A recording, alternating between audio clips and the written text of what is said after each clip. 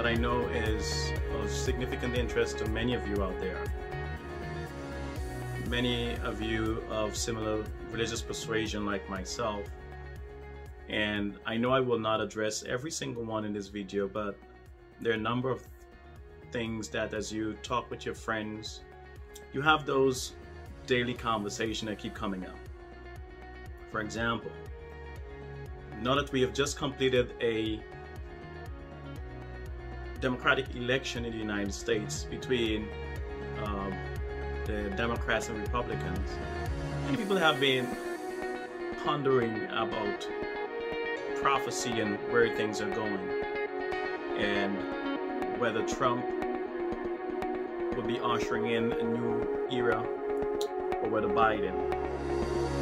There's a big debate a few months ago about whether the election was stolen and whether it's a rigged election or anything like that.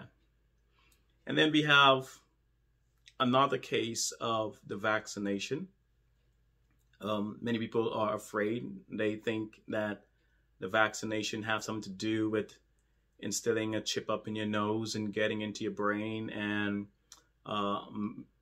owning you, so to speak, because the vaccine has an RNA component, and some people believe it's the mark of the beast. There's another population of Christians who see it as a mean of depopulation and the population control. And we hear a lot of times the name of Bill Gates being mentioned. These are just some of the issues that if you have a conversation with your religious friends, your Christian friends, you hear it over and over.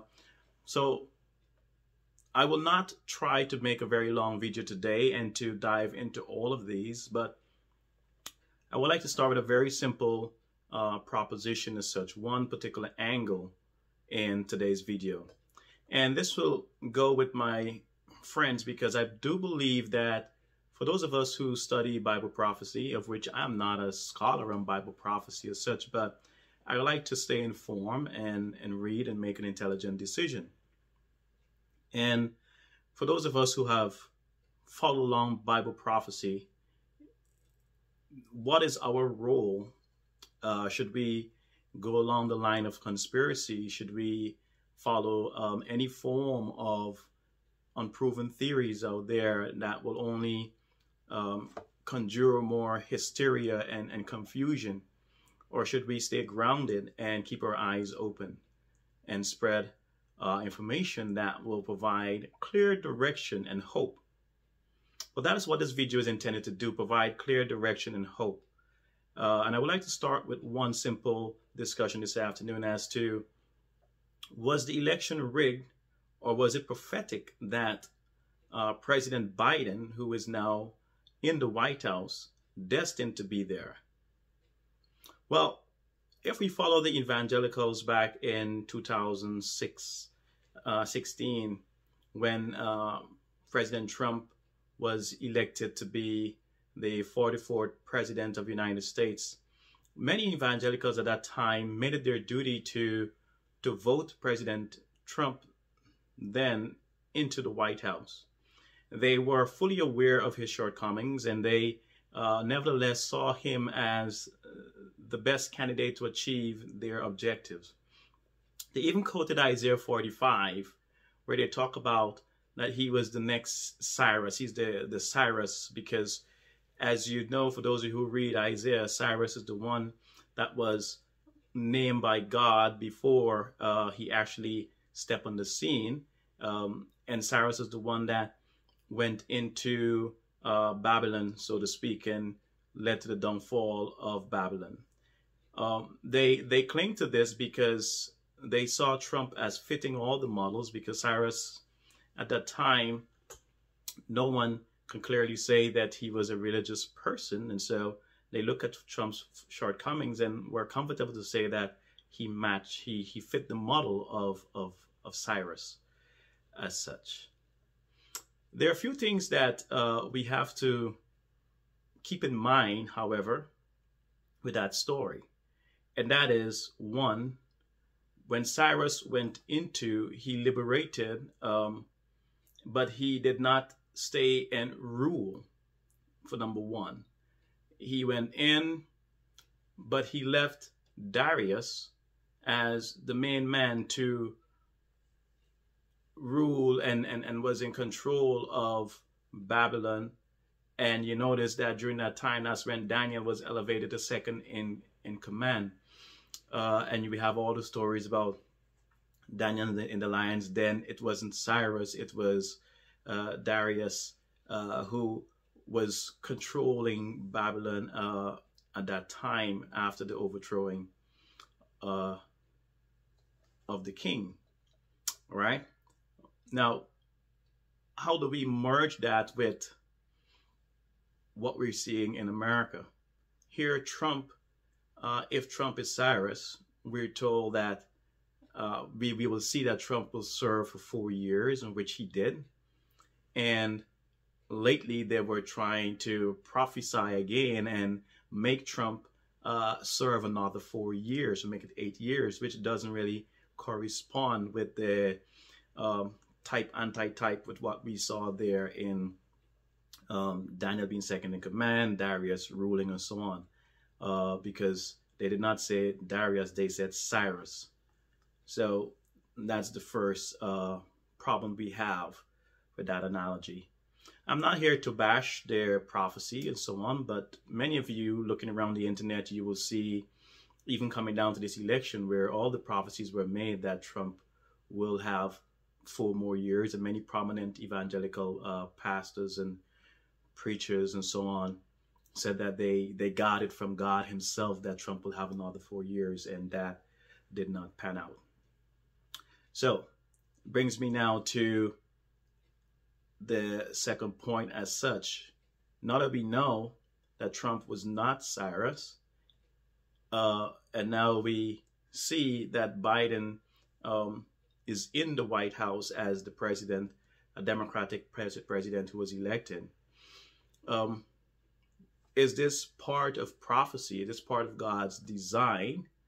Or was the election rigged, as many people are stating? I do believe that Biden was democratically elected, and there was no rig that is involved, and here's the reason why. We believe that as part of prophecy, that for prophecy to be fulfilled, America has to fulfill her role as being the lamb-like beast. And if we read Revelation 13 and all the different things, certain things have to come to pass. And for America to be that lamb-like beast, to eventually go down the path of joining arms with church and state, meaning joining arms with the papacy and all of that movement that will usher in last day event, Trump could not fit that model.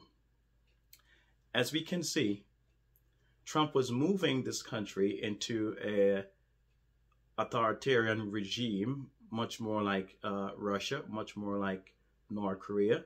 These are the people that he followed and he enjoyed and he admired. He admired strong leaders, as he would normally say, like Putin, like Kim Jong-un. And those are the people that he enjoyed, he wanted to associate himself with. And if he was given a chance, he would have turned this country into more of an authoritarian regime. If we look at the policies that he promoted, yes, he did certain things like moving the embassy in Israel and things like that. But the majority of his actions pulled America away from the rest of the world instead of elevating America to the top of the world. Now, that's a very significant fact.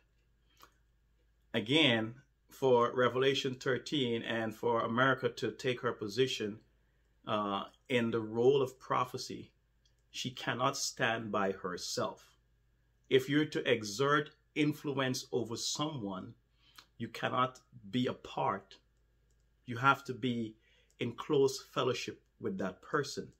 I cannot live 10 miles away from you and have no interaction with you and expect to influence you to do something negative or even positive. I have to fellowship with you. That's what we saw Jesus Christ did. He mingled with the people. He took care of their needs, and then he said, come follow me.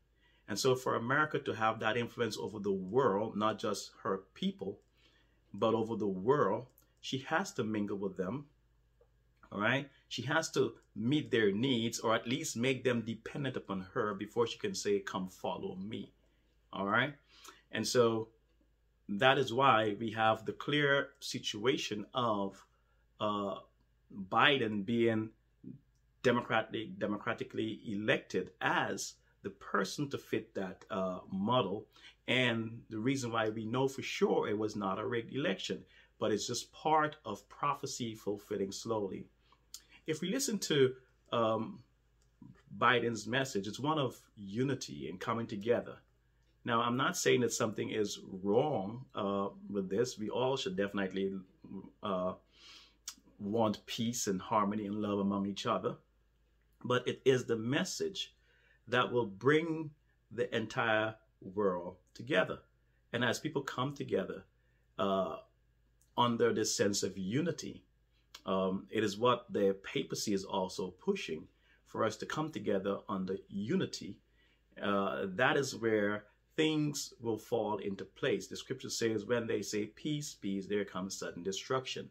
And so that's why, as Bible-believing people, people of prophecy, we have to keep our eyes on the prize. We cannot get distracted in pushing unproven theories and waste our energy around things that will get us distracted. If we are studying prophecy, we need to keep our eyes and sound the alarm and inform people, lest we too get swept away with false teachings and things that do not matter.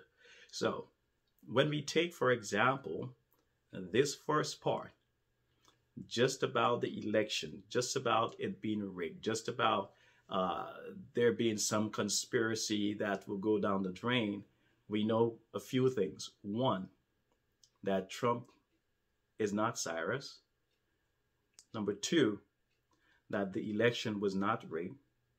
Number three, Biden had to be elected because God is in control. And everything sets the stage for something else to come.